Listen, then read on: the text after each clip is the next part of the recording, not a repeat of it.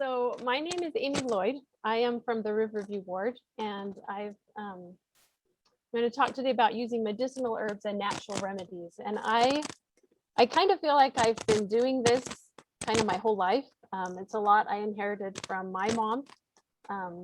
One of my first memories of natural remedies is when my mom decided to start making wheatgrass juice and giving it to us every day, a little bit with some pineapple juice, and it tasted terrible. It tasted really, really bad. But I'm sure all of my good health stems from that wheatgrass juice.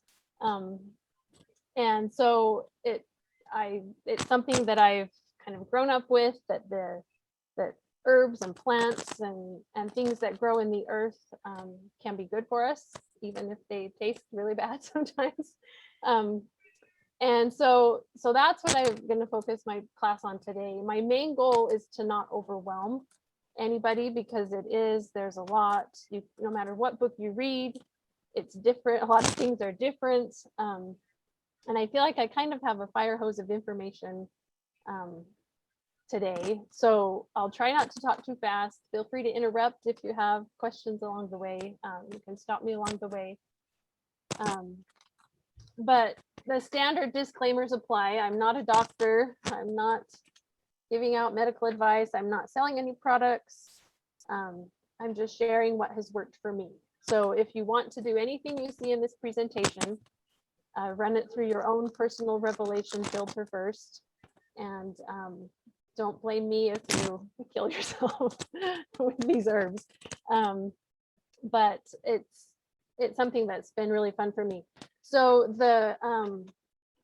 this is the basic outline of today's class, and it looks like a ton, and it is kind of a lot. I would try and keep my information around 30, 40 minutes is what Sister Ballard asked. But I have time after for questions if you go longer, and if you're also welcome to email me or call me. I'm in the stake directory. If you have any questions after the fact, or when you try something, if you hear it once and when you go to try it, it seems all so different than what I talked about, feel free to call me, because it's my hobby. I love it, and I am more than happy to get anybody else, give anybody else help. So as far as the general principles go, this is probably oversimplified. Well, it is, but I made this illustration to give a little context for the rest of my talk. I think it's common to think of healthcare in terms of a two-ended spectrum. On one end, you have conventional medicine, or if you want to call it orthodox, or allopathic, or modern medicine, whatever you call it, versus herbalism and plants on the other end. And people often think that the more they use medicine, the less they might be allowed to use herbalism, or vice versa. And there are all sorts of, there's Chinese medicine, and there's all sorts of healthcare medicines and fields and things. And so you could put anything on this. It's a fight between who is the most right and who's the most scientific. And if you venture at all the other way on the spectrum, you're conceding that they are the winner. But trying to decide which end of the spectrum we want to be on, I think really limits our ability to benefit from all of the resources that God has given us. Anything that is for our good and for our benefit and our use comes from God, and He wants to take us all the way. In reality, we don't have to choose one or the other. I think we can find a golden mean that's kind of above, and from this higher position, we can take anything along the spectrum. There's lots of tools that God has inspired and given us that will be beneficial to us, and we can seek and embrace that truth wherever we find it.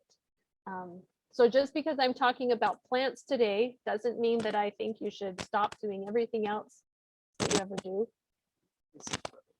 Oh, okay.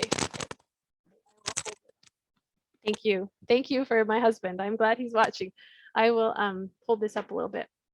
So I'm not saying you shouldn't do anything else with your healthcare. So with all due respect to conventional medicine and every other branch of healthcare and the wonderful advancements that are there, today I'm going to talk about herbs and plants, and take whatever is helpful from my presentation and use it in conjunction with whatever else you're using currently, and see how it goes.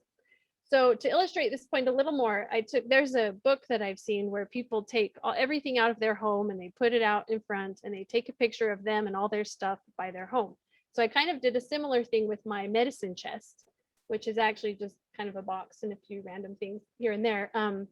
But this is some of the stuff from my medicine chest. It's rather eclectic. Think we've used all of these at some point.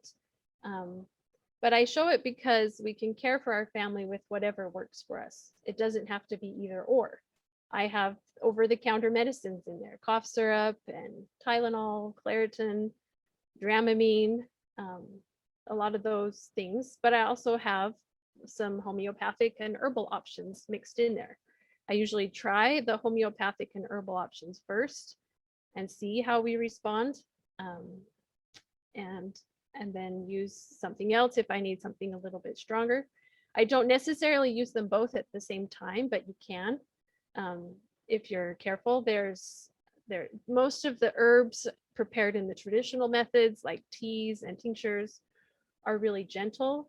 If you get into the more concentrated capsules and high dose things, you need to be more careful. But it's totally fine if you sprain your ankle to take some ibuprofen and also drink some tea and a tincture and use that together with it. Of course, it's good to let your doctor know if you're doing something with herbs, if you're receiving conventional care.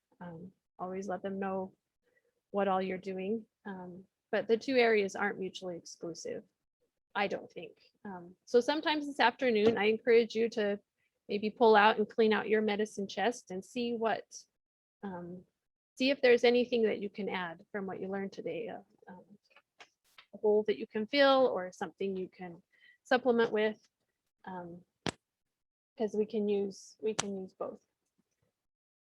So one common objection of herbalism is that a lot of the plants haven't been scientifically proven. And it's good to be skeptical because there are a lot of people that promise miraculous, easy, and quick results with different things, but the data isn't always there to support it. It's just testimonials and sales pitches. So it's good to have some skepticism, but I wanted to address two things. A lot of people think that the natural remedies may not be better than a placebo. And if you think about it, I think that's perfectly okay. This is a picture book I read not too long ago with my kids about how Benjamin Franklin kind of identified the placebo effect and gave it a name. And the placebo effect, it was really healing people back in the mid 1700s there in France. It was really the man, Dr. Mesmer, who was using his magic wand, was really healing people because that, healing is connected to our mind. Everybody knows that. If you've ever put a Band-Aid on a child, or maybe even on yourself, and you suddenly feel better, there's nothing about that Band-Aid that has miraculously healed you, but you do feel better. So even if the remedy doesn't actually help my child, if they think it does, or if I think it does, there's value in that. And it can get us in a better mental state and emotional state to actually have our physical bodies be healed. So even if all my herbal preparations are no better than placebos, I say, great, placebos are priceless. They can be worth every penny to put that 10-cent Band-Aid or whatever it is on your child, and they feel better. Sometimes natural remedies too, I think, get a little bit of a bad rap for being a little woo-woo.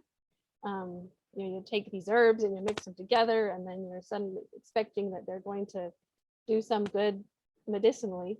But I think that we all believe in a little bit of woo-woo, especially when it comes to consecrated oil. And I don't bring this up to be disrespectful or irreverent, but to a lot of people, it could be weird. There's nothing medicinal, very obvious, about olive oil. And we say a few words of prayer over it and bless it and consecrate it. And then we use it in our first aid kit. I have it in mine, and it's a remedy that I would use when I need to. And to some people that might seem really weird and really strange and totally not scientific proven. But there can be benefit in that. And so I don't mind trying a little bit of woo-woo that maybe doesn't seem obviously it's going to work in taking care of my family. Keep an open mind as you try new things, and if you need to, there's a great story in the Bible about a brass serpent that a lot of people didn't think was gonna be very helpful to them in their injury, and they didn't look because they didn't think it would happen. So you can reread that story. So keep an open mind. It's okay to try things. God has given us herbs and plants for our benefit. I love the scripture in Doctrine and Covenants 59. And I think I like this because it portrays herbalism as something that's more holistic than just treating illness or taking care of our physical bodies. We are caring for our spirits too. Plants are not just there to strengthen or heal the body. They are also to please the eye and enliven the soul. For me, using medicinal plants to create good things for my family, it gladdens my heart and it enlivens my soul. And sometimes I think that probably does better for my overall health than any benefit that the herb itself might give me. It's good stress relief to mix and stir and try and create, and that can help us as well. When I use this stuff with my family, I don't really expect it to miraculously heal them, but I do think it supports us in whatever we need to do. There are so many factors in the human body and its health that any little bit that helps and supports is great.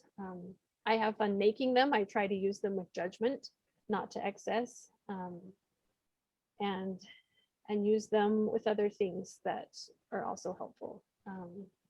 So I'm excited to share a little bit about what I've learned and done. As I share, I hope you'll see that what I've done is not always perfect and ideal. A lot of times we read books and it says you have to have this and this and this and this, and we don't. And so you think, well, I can't do it. It's not going to be effective, but it really is. Rosie, did you have a comment? Oh, need to unmute.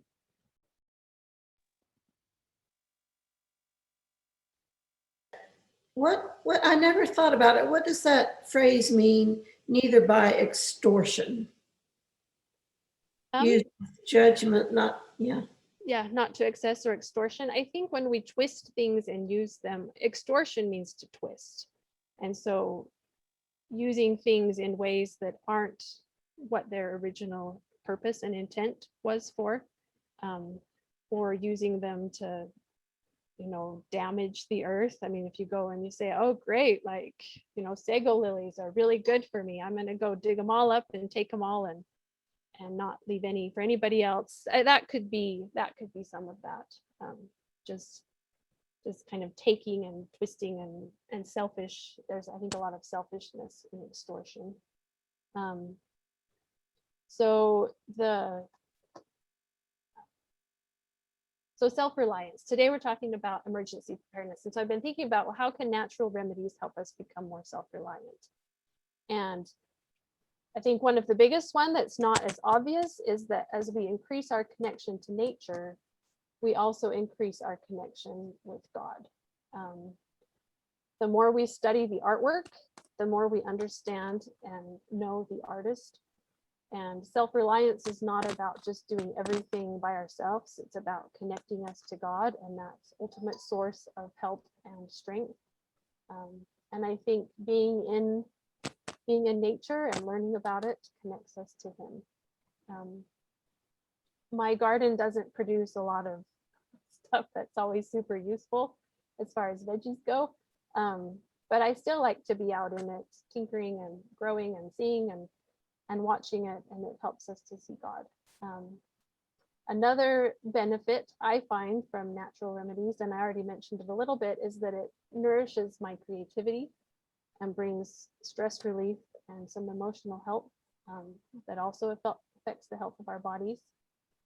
Learning how to take what we have and applying it to our individual needs improves our thinking and problem solving skills, which is probably the most important thing to have in our emergency preparedness, is being able to look around and see what we can do to take care of ourselves or meet our needs. And then, of course, there's the more specific realm of treatment of illness and injury. We can treat things at home. We can use it in conjunction with some supplement, other things. And it can be helpful skills to have in an emergency or an extreme situation. It's easier for God to inspire us if we already know a little bit about some of those things. So there are lots of plants to learn about. I looked on Wikipedia and their estimate, their conservative estimate is 17,810 plant species that have a medicinal use. So when God creates, he creates in a big way, and there's lots of options out there for us, but it's easy to get overwhelmed. So the solution, I think, is to start with just 1 or 2 plants for maybe one health condition that you want to focus on. Maybe start with 1 book. The library has a bunch, and I have some resources that I have took a picture of. But if you just start on the internet, there will be a lot of contradictory information and even some wrong information. People who blog, they just blog about what they know and what they do, and it might work for them, but it may not work for you. And so it can be hard to keep it contained.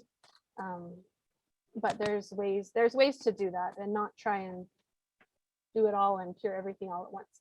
So the best place to start is to ask yourself what you need help with. What are your primary health concerns? This is by no means a comprehensive list, but it may give you some ideas. I would encourage you to write down a few, write down what you're working on or worried about or want to improve health-wise, and then go back and circle just a few. You can keep the list for some day, but find maybe just one to focus on if you have little kids or if you're a super busy phase of life and don't have a lot of energy. And then if you have a little more time on your hands, you can pick some more. Probably no more than 5, 3 to 5. And then if you pick more than one, prioritize them in the order of importance so that you only have one to start with for now. If you know what you're looking for, it's easier to leave the extra stuff behind and start in one place. So after you know what you need help with, then you find the herbs to match, and that is easier said than done.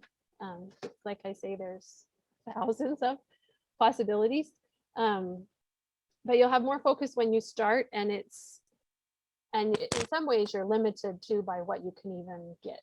So that helps limit the focus too. But if you look for herbs that are easy to obtain and that may actually even multitask for several of your needs, there's a lot of herbs that do a little bit of everything, and those are good ones to start with.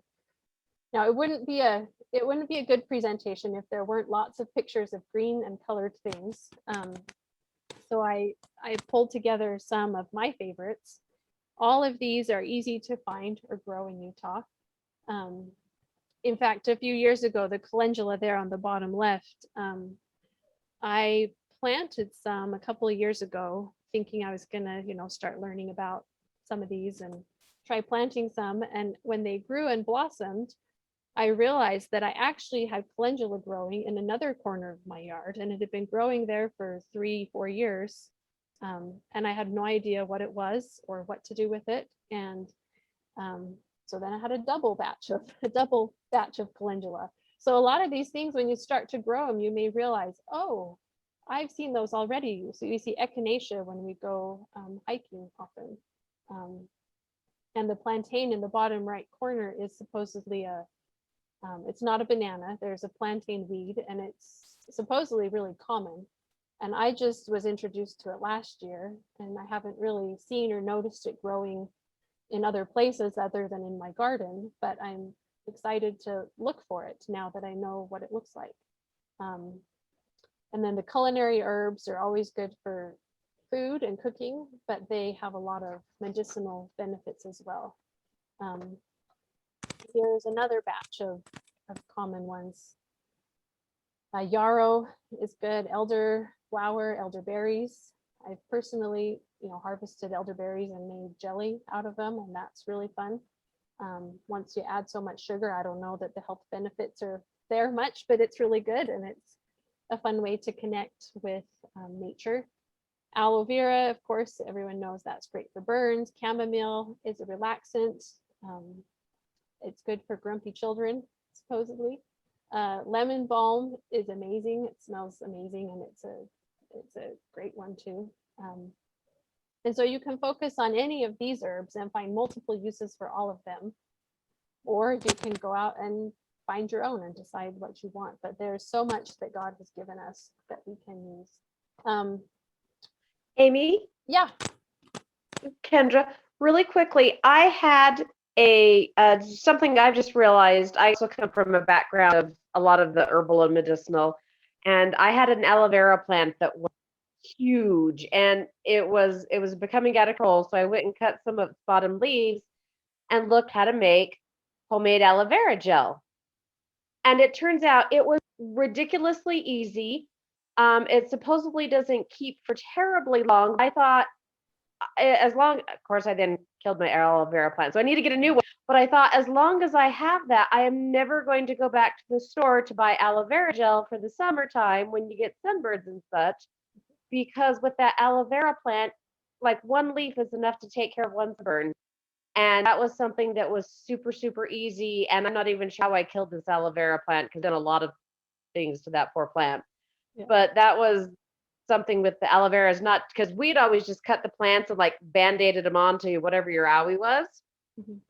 And then serious, the leaf was like that wide at the base, and it was huge. And you really just peel it and scrape the jelly pin and puree it, and you have your own homemade aloe vera gel.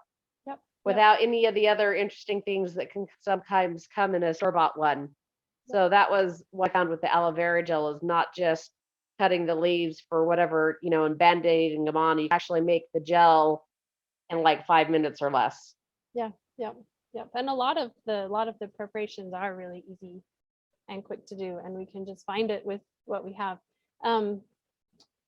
There's this is a good term to know of if you're wanting to do research on what kind of herbs you want to use. It's materia medica, and it's essentially a list of the herb, the name of the herb, kind of what it's traditionally been done for or scientifically been shown to do, some warnings, gives suggested modes of preparation and dosage, notes any concerns or reasons you might not want to use it. And it's a good way to learn which herbs would be good for your situation. Or if someone says, oh, I love this herb, you can go look it up, see what it is for, and how it might apply to your own situation. And if you're going to search on the internet, this is the term to tack on to whatever herb you're wanting to learn about, so that you get more accurate information and you don't just get, I heard this and I heard that. Because as I started learning about it, I was surprised by how many of the plants have actually been scientifically studied. You don't hear a lot about those studies, and they don't always do them, but there is good information that you can find that's not just hearsay. Another way to help you as you think about, well, which herbs do I want to play with, is to think of them in categories. And this is nothing scientific. This is just what I've done to help kind of keep them straight in my mind. There's a lot more complicated divisions and categories of the plants, but these suit me for now. And it's, if I have, if I have eczema or something, or my skin is itchy and dry, then maybe I'll do something with one of the anti-inflammatory or calming ones. If you want to stimulate the immune system, there's ones that fall into that category. There's the antibacterial ones. Clove that's really strong, and so you can see how that could be have some antibacterial benefit, just if you eat it and taste it.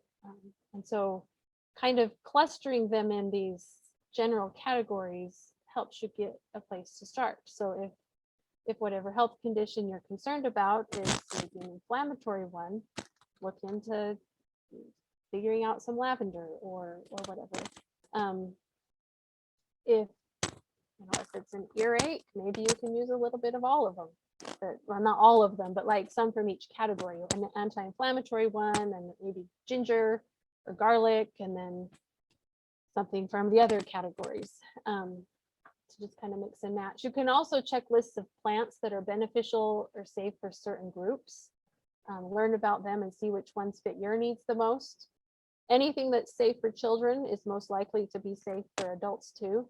And that's a good place to start. A lot of the herbs that they recommend for children too are some of the more better tasting herbs. And it can be a little easier to start as a beginner with those. Like I said, these are some of the, and I'm going to send these out as a handout so you can see them more. But these are a few resources that I've used that have been fun and good. So when you're choosing your herbs, keep in mind to check the materia medica for any contraindications. Some of the herbs you don't want to use if you have allergies, autoimmune systems, pregnancy, nursing.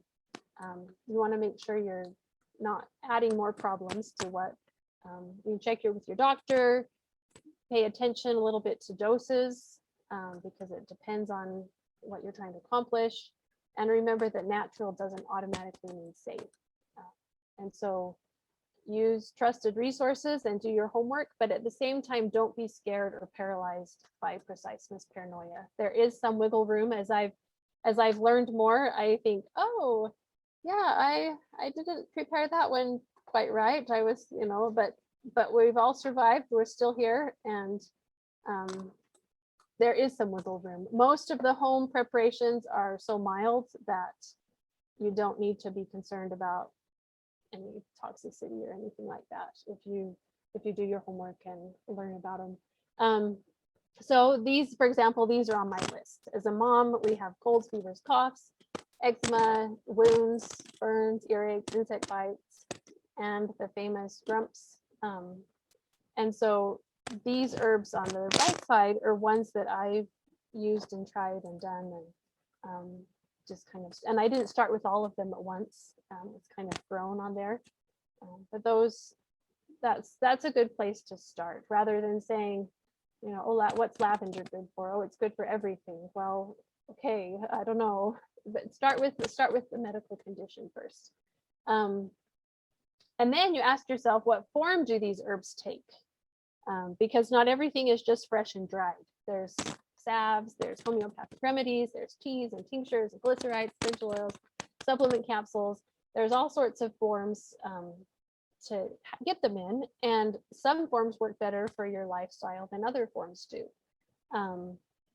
Kendra mentioned the aloe vera plant, and for I don't have time to tend to an aloe vera plant. I can barely keep kids alive, and so I would buy my aloe vera gel at the store, or you can go to Winco and buy a leaf from the veggie section at Winco and blend it up.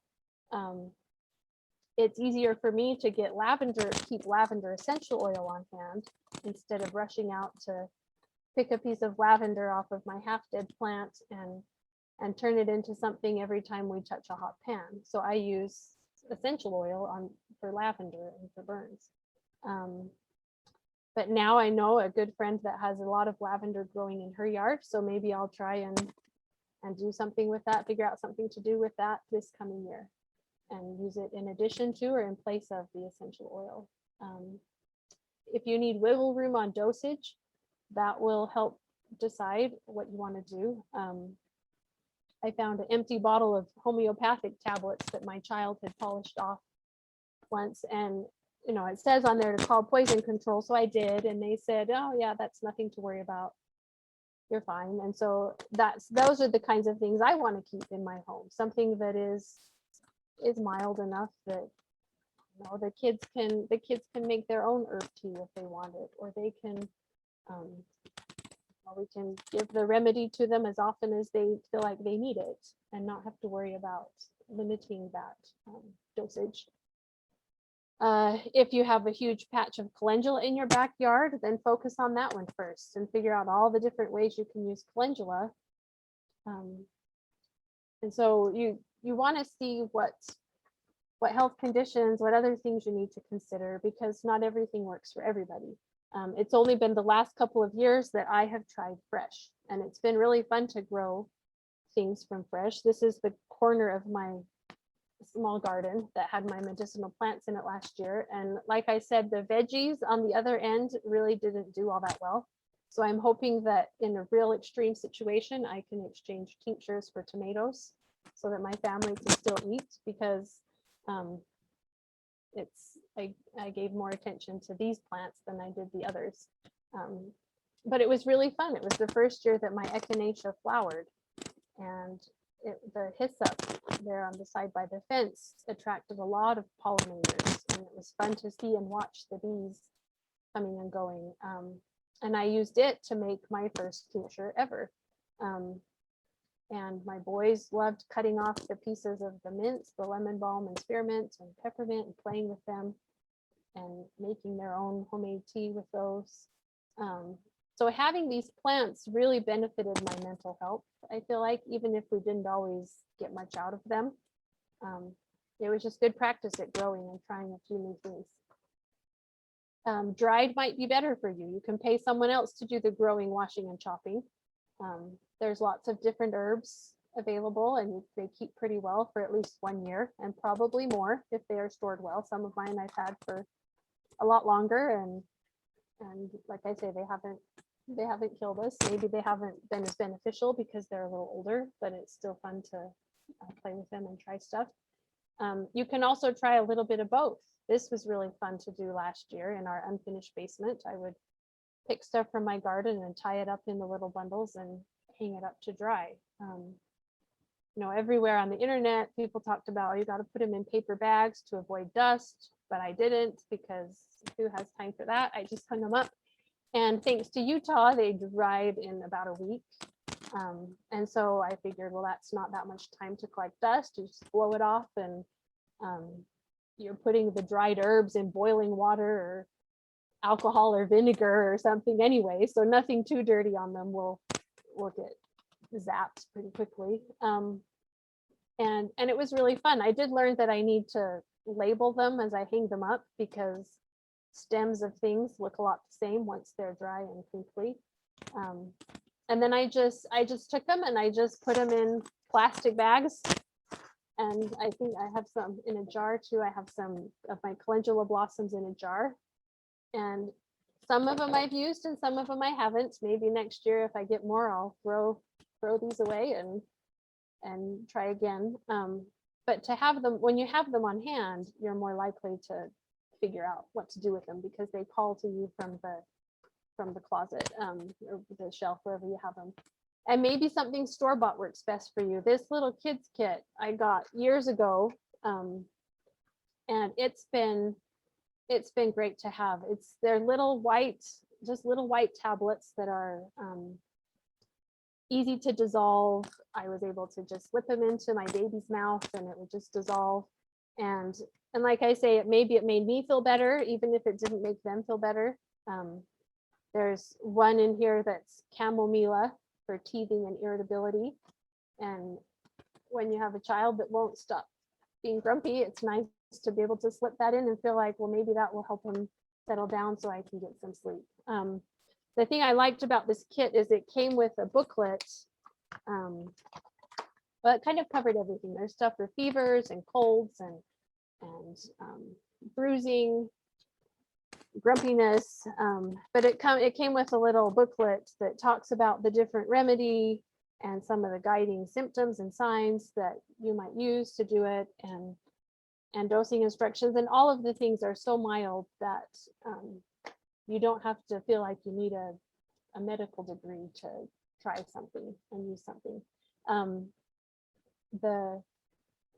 Then there's a few other kind of more homeopathic things. The herbal tea bags were easier to use than trying to mix up my own for a lot of years. And it's been worth the cost. It's maybe costs a little more to get something rather than the conventional, but it can work just as well. And any of these, this kids kit totally works for adults too. If you don't have any kids, it actually has instructions in it for adults, adult dosage as well.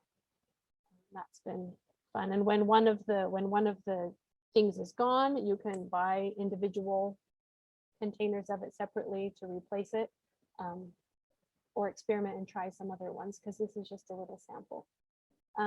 This is a lot of information and it may be hard to see, but I'll email it out. Basically, when you're trying to make your own recipes, the main thing is to measure herbs by weight. This picture is kind of hard to see, but it's all 10 grams of several different herbs and they take up different volume. Measuring by weight is helpful too when you're doing fresh or dried, because 10 ounces of fresh basil is going to give you the same, you can measure that just as well as you can 10 ounces of dry basil. Usually if you're using fresh, you do things a little differently because there's the water already in the herbs and you have to account for that. But liquids are usually measured by volume. 1 milliliter is close enough to 1 gram for most of the liquids you use. So it's close enough to just be able to measure in a measuring cup instead of trying to measure by weight. And then things are usually written in ratios, like 1 to 5, which is usually herbs by weight to liquids by volume. So if you have 1 gram of herb, you're going to use 5 milliliters of liquid, 5 grams of herb to 25 milliliters of liquid. And home preparations are usually between 1 to 2 or 1 to 10 in potency, because so they're not super strong. But you want to kind of pay attention to those ratios at some point to help determine dosage. And for sure, keep notes of what you do so you can adjust and repeat it as desired. So I just want to go through these really quick. Again, there's way more information on the slide than you can probably can't even read them on the Zoom screen, but they'll be more useful as a handout if you want to try anything. But just a quick overview of the different kinds of preparations. Herbal tea is probably the easiest way to start, to become familiar with what the plants taste like and smell like and look like. There's lots of wiggle room for experimenting because it's such a mild, you use 1 tablespoon in a whole cup of water, and so you're not going to end up with something that's too strong. And it's easier because you usually measure by cups and tablespoons instead of weight for these, because it's so mild. Everyone talks about storing stuff in a cool and dark place, and for me that is out of sight, out of mind in my house. So I keep a smaller amount on my kitchen counter until it's gone. That way I see it and I use it, and my kids see it and they use it, and when that's gone, then I'll wait a couple days or a couple weeks or a couple months before I make more, because then it's new and different and exciting again, and people want to try it and drink it. So herbal teas, there's the top picture up in the top left corner. That's Levi's headache tea. When he complained, I put out a bunch of herbs on the counter and I said, you make your own blend of herb tea mixture that's going to help your headache. And it maybe the herbs help, maybe it's just a case of drinking more water is what's going to help his headaches. But he mixed and matched and he came up with this recipe that is his own personal recipe, and that's been really fun. You can do medicinal infusions that are more concentrated. Again, they're still more mild than some of the things, but you do want to pay closer attention to dosage guidelines on some of these. You can do them hot, you can do them cold. Usually it's for things that are leaves and flowers that are easy to release stuff into the water. There's decoctions for roots and barks and seeds that I didn't include here, but you can do those a different way. The official guideline is to use them within a day, but just like any other wiggle room on leftovers in the fridge or sell by canned goods, it depends how you store it and what you do with it and how comfortable you are with using things. And there's wiggle room on that. You can also infuse vinegars. It's common to use water, but you can do it in vinegar. That was fun for a hair rinse that I made once upon a time. Or even cooking vinegars can be fun. Medicinal syrups are some of my kids' favorite remedies, especially if we turn the syrup into gummies. Again, I don't know how much power they really have because maybe the sugar counteracts anything beneficial, but it's a way to help kids become familiar with things. They can be good for coughs, sore throats, if they have more of a coating texture. Essentially, you mix equal parts of sweetener and water, heat it up, add your plant material and simmer it for a while, and then strain out the herbs and you have your infusion. It's a water infusion with sugar, and so it lasts a little bit longer than a water infusion might. These are just some pictures of a batch I did. And at the bottom, I turned it into the gummies. You can see Christmas trees and gingerbread men and snowflakes, because there's some of our Christmas silicone candy molds.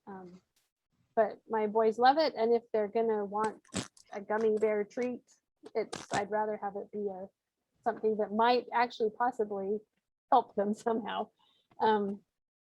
So it's fun to play with some of those. And I did make a batch of gummies that I didn't blend the gelatin in right, and so there were all these blobs of kind of knuckles in them, but the kids still ate them and had fun with them. So even if it flops a little bit, you can still use it. I've only recently ventured into the world of tinctures and glycerites. Essentially, it's extractions made with either alcohol or glycerin instead of water. They have a longer shelf life than infusions do, and you use them in smaller doses, especially in acute illness. And in what I've used, I felt like they have been more effective. I can tell maybe a difference more with these than I do with the teas or the syrups, because it is a little more intense and acute. So this is the more complicated end, but if you want to try it, it's also not really that complicated. The tinctures are the cheapest of the two and the easiest to make. You essentially soak your herb in a solution of alcohol and water for at least 2 weeks, and then you strain it and you use the liquid that's there. Doses are usually in terms of drops or quarter teaspoons. You can mix it with a small amount of water and swig it down. If you add some culinary herbs in there, it makes them taste better. I made one that had sage and hyssop and thyme, I think, and I thought it tasted like sage. So it's good. And you can do it really precisely with ratios and weight, and be really precise with it, and that will mean it's easier to determine dosage. But I just kind of launched into mine, and I used more of the Folk method where you measure by volume. And it's not as precise, but I still feel like there was benefit. So again, don't get paralyzed by, oh, I've got to do this just right or else I'm going to mess it up. No, you don't have to get it exactly right. And maybe I shouldn't say that, but there's a lot of live and learn as you do it. Let's see, glycerites real quick. Glycerites are similar to tinctures, except you use glycerin and water. These ones you can let them infuse just by sitting on the shelf like a tincture, but a lot of times they're more effective if they're heated. That takes more effort and it's a little more complicated, but your stuff is ready sooner too. So this was the first, these are some pictures from when I tried it. This is the first I've ever done a glycerite. Maybe you'll find something on YouTube that's easier and more clear, and so in which case send it to me. But I just essentially combined my stuff in a jar. I filled my 8-quart pot with water. I put a rag in the bottom so the jar wasn't directly on the pot. Filled it up to the neck of the jar and simmered it for the amount of time. The jar didn't creep or wander. It didn't tip over. It did okay. And then as I was straining it, I just don't get too greedy, because I was trying to squeeze as much as I possibly could out, because it's just a small amount of stuff that comes out. And in trying to squeeze it, I tipped it and spread it all over the counter and lost more than I really gained. So in trying to get every last drop out, it's a caution to be careful. Some of it gets left behind, but anyway, and these glycerites, like I say, the dose is a little bit higher. And a lot of times people use glycerites for children instead of the tinctures, or for any reason they don't want to use the alcohol. You can also infuse herbs into oils. When I did mine, I just put it in a little jar and put it in the crock pot with some water and made kind of a water bath and let it sit overnight on warm. You don't want to get your oil too hot or else it can go a little more rancid, but warm worked well enough for mine. And then I added some beeswax to it to kind of harden it up and make it more of a balm. Then another easy one that I just tried was a calendula plantain poultice, which is essentially ground up dried stuff. You add a little bit of water and then you can use that mashed up herb to put on your wound and do what you need to do. I tried putting some in a little pill box that I had so that we can take it on the road a little more for when someone gets a sting in the park or out and about. And I don't know how it will work, but if it works well, I'll probably replace the old off stick that I have that's who knows how many years old. I'll replace it with this, and this is what we'll use now. One challenge of herbs is that if you want to do a trial batch, it's hard to just buy tiny little amounts of things. The smallest bag I've really found is a 4-ounce bag of dried herbs to buy. And the cost of buying that is a lot more than what you actually need. And so if anybody is interested in a group buy or a swap to just try some of these things, a lot of the stuff I have, I'm happy to swap something out from my stash, or if there's enough of us, we can divvy up some of the bigger bags if people want to try them.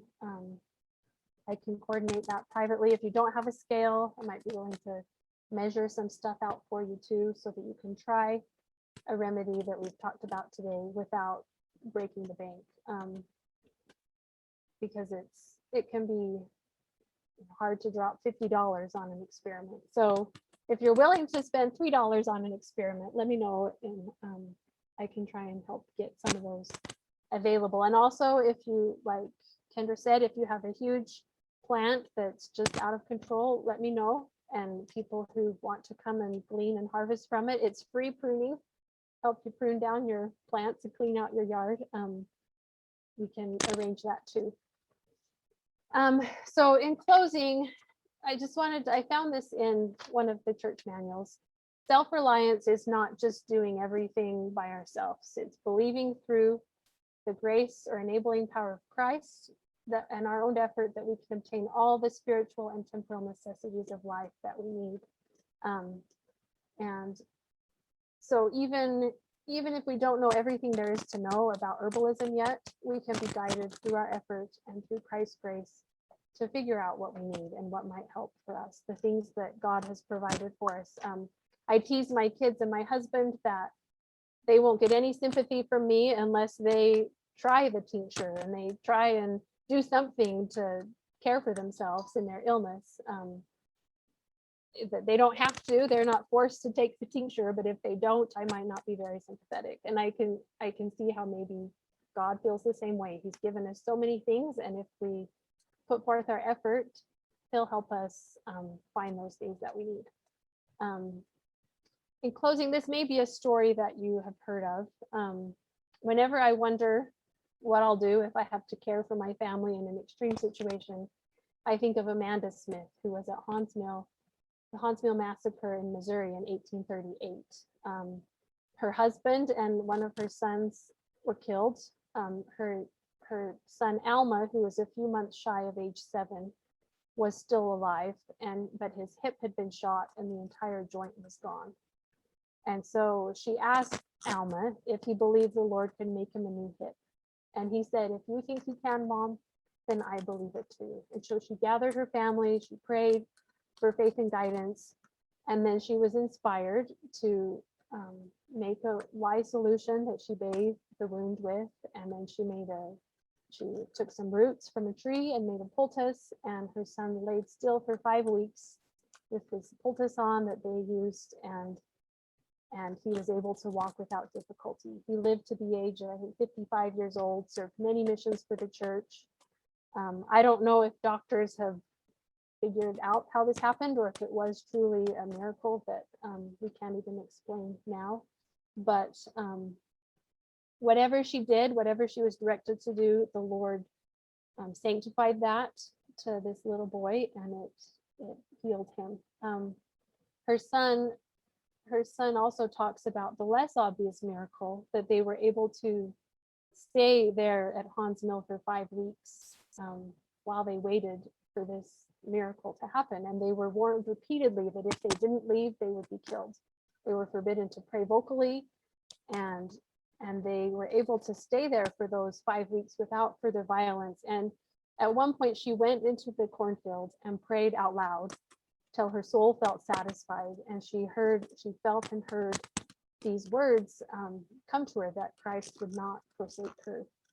And Willard said, from that moment, Mother said she had no further fear of the mob, and she inspired us children with faith that if we conscientiously did right, the Lord would shelter us from harm. And so not only did the Lord provide for their physical and temporal needs, but he also gave peace to their hearts and helped them carry on emotionally and spiritually. And not everybody lived and survived, and a little boy did, and they were able to keep going. So if the Lord inspired her, he can inspire me, and he can inspire you to care for what we need. Even beyond being inspired to care for our physical needs, he will also attend to our emotional and spiritual healing and strength. The Lord delights to give us every good thing, and we can find delight in using those wonderful plants of the earth that he has given us. And I say that in the name of Jesus Christ, amen. So I guess, do we do Brother Sensky? It's like way later. I don't even know how long I went, but do we close with a prayer now and then do questions, or how do you want to do that? We can do that. I'll offer a closing prayer, and then if people want to hang around and ask questions, they can certainly do that too. Is that all right? Mm-hmm. All right. Dear Heavenly Father, we're so thankful for our many blessings. We're grateful that we were able to meet together in this Zoom meeting to learn more about herbal remedies to the things that we deal with. We're so grateful that Thou hast blessed us with so many opportunities naturally and holistically to care for ourselves, our problems, our sicknesses, and so on. We're grateful for Amy and the time and effort she put into this presentation, and pray that we'll be sensitive to thy promptings, thy spirit, as we move forward to learn more about these wonderful things. I'm grateful for all those that attended, and pray that thou bless us with a wonderful day. And we offer this prayer in the name of Jesus Christ. Amen. Amen.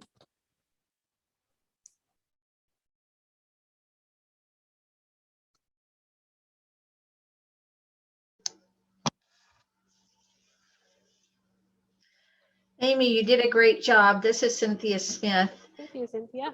Yeah, and I'm glad that they're going to have this recorded so I can go back and read all of your outlines and Well, and I think Sister Ballard will email it out too, so that you can see the pictures, try a recipe, find something. And like I say, give a call if you want to try something and you need it explained more than just reading, because it can be hard to decipher everything. But it's wonderful presentation.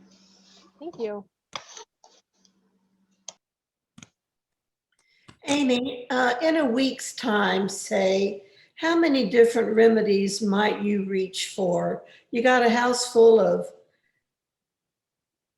kids with a lot of energy, and there's you and your husband, and how many times might you find yourself reaching for a concoction? Yeah, well, it kind of depends on how much I've been playing with it lately and how fresh it is in my mind. Obviously, over the last month while I've been preparing for this, I've been making and doing a lot more, trying some things that I haven't been able to try yet because my kids were too little, or I just didn't have the excuse to do it.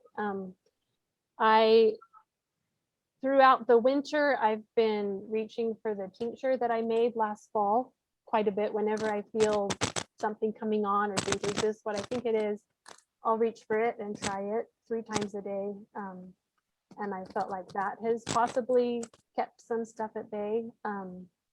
My kids, I've told my kids I'll only limit them to two gummies a day, because they would eat them way more than, but if I haven't had a chance to make the gummies, then they're not in the fridge and no one uses them. Like I say, the tea on the counter, the kids have had fun with that lately. That may lose some of its novelty. But when they're tired of the dried stuff, then the live stuff will be growing, and that will be a fun thing to do. So as far as like how often, I don't know. A lot of times I forget what I have. It's like, oh yeah, that would have been a good chance to use this or that. Maybe next time.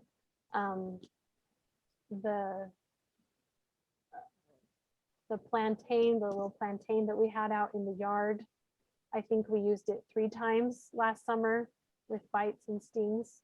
And that was helpful then when we needed it.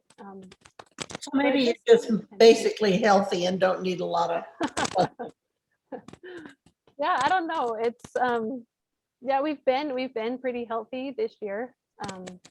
In fact, I don't even know if my kids have had a fever this year, so I haven't used the little homeopathic stuff as much. But we have used the Tylenol and the ibuprofen and different things too. So it's just kind of whatever I remember that I have and whatever I have time to make and try. So.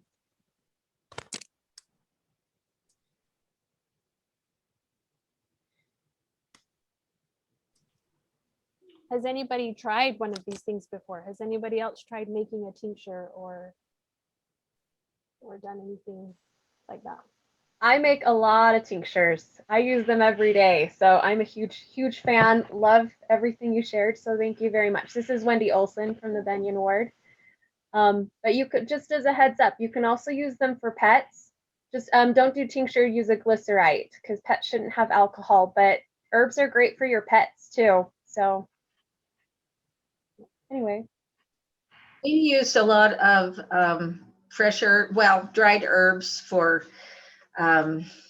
like comfrey and peppermint and chamomile. Add some ginger for my mom for upset stomach, peppermint. So we just take them from our yards and dry them and keep them, use them. Yep. Well, and I feel like as a mom too, there's this certain energy that you have that you want to take care of your kids, and sometimes you might meddle more than you should. And so using the herbal stuff helps me feel busy, helps me feel like I'm doing something without like necessarily making it worse by whatever else. So a lot of times the placebo effect is for me. Michelle, did you? Sure. Hey, can you hear me, Amy? Yeah. So I was just thinking, for me, I don't think I have time to do a lot of those things, but if there was, a long-term emergency where you couldn't access medicines, like that would be great to know of things that you could use. Do you think, I don't know, like in a way I think, okay, I just have my recipes in a folder and they would just sit there. Yeah. But it's probably good to experiment or at least try to make some things beforehand just in case, like in an emergency situation. Yeah, of all the things, if you want to pick one that lasts the longest, it would be a tincture. I think the official is like 3 to 5 years that it can just sit on your shelf in a cool, dark place and be fine. And so it's the one that you just measure your herbs, you measure the alcohol, you sit it, you shake it a few times over the course of the 4 to 6 weeks, however long you do it. You also, I think technically don't even have to strain it out. I was reading in a book where they found some in the back of their basement that had the plants sitting in them for 5 years and they were still fine. They strained it out and the tincture was just fine. So if you want something that's, to pick herbs that are like You know, the echinacea is a good one. A lot of yarrow, elderflower, a lot of those kind of workhorse, multi-purpose herbs.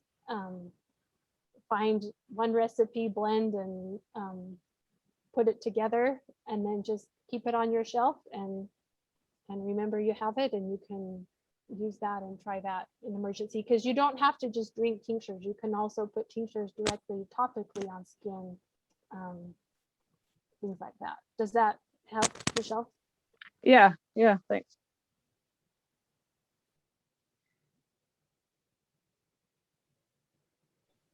I was just gonna say, I feel like a lot of the flower ones, like not only are they useful, but they're also beautiful. So if you just want to have them just for their beauty aspect, and then you can use them, you know, if you want to, it's like dual purpose. Yep. Well, and I made a tincture with some of my dried echinacea, and at first you could see the purple leaves in the tincture, and it looked really pretty sitting on my counter, and it made me happy, and it was fun. And eventually they turned drab and colorless as they lost their goodness or whatever. But it is a fun. It gladdens the heart and delights the eye, and then we have those things that we may possibly somehow be able to figure out how to use. Even if you just say, well, I know this is good for something, I'm going to take it inside, I'm going to mash it up and try it and see what it does. It's, for the most part, things like that don't hurt. And being paranoid that I don't know exactly how to use this, I think hampers us more than not trying. So Amy, is it, if you do this, and so you have an assortment of bags of things, but is freezing a fine thing to do, or is that not really a good thing to do? Or well, any flour frozen will look pretty sad when it unfreezes. It'll be a mash, but you probably could. I've mostly but dried mine. will the efficacy still be there? Probably. I think freezing doesn't damage it. And you could make a medicinal infusion and freeze it in ice cubes, just like regular, and then that would keep them longer, and you wouldn't have to make a new one up every time. What I've found is that when I'm sick or when my kids are sick, it's kind of the last time to be trying to make something. And so yeah, making some medicinal infusions and freezing them in ice cube bits, then you can pull them out when you feel icky and just defrost it and whatever. You know, a lot of the things you're putting in hot water and alcohol and vinegar anyway, so it's some of the goodness may be lost there, and so I think you wouldn't lose so much that it wouldn't still be effective if you tried to freeze some things. So that's a good thought. I haven't toyed with freezing, so that's a way to try. I know people who have made pesto with basil when it's fresh and freeze the pesto cubes. So you could probably do the same thing, whiz up your aloe vera or whiz up your herbs if you don't have space to dry them, and freeze them in little chunks and defrost and use that way. It's great. All right, going once, going twice. Thank you, everyone. I have the control here and it'll shut down. Hey, So thank you. Appreciate it. Wave everybody. All righty. Thank you so Bye. much, Amy.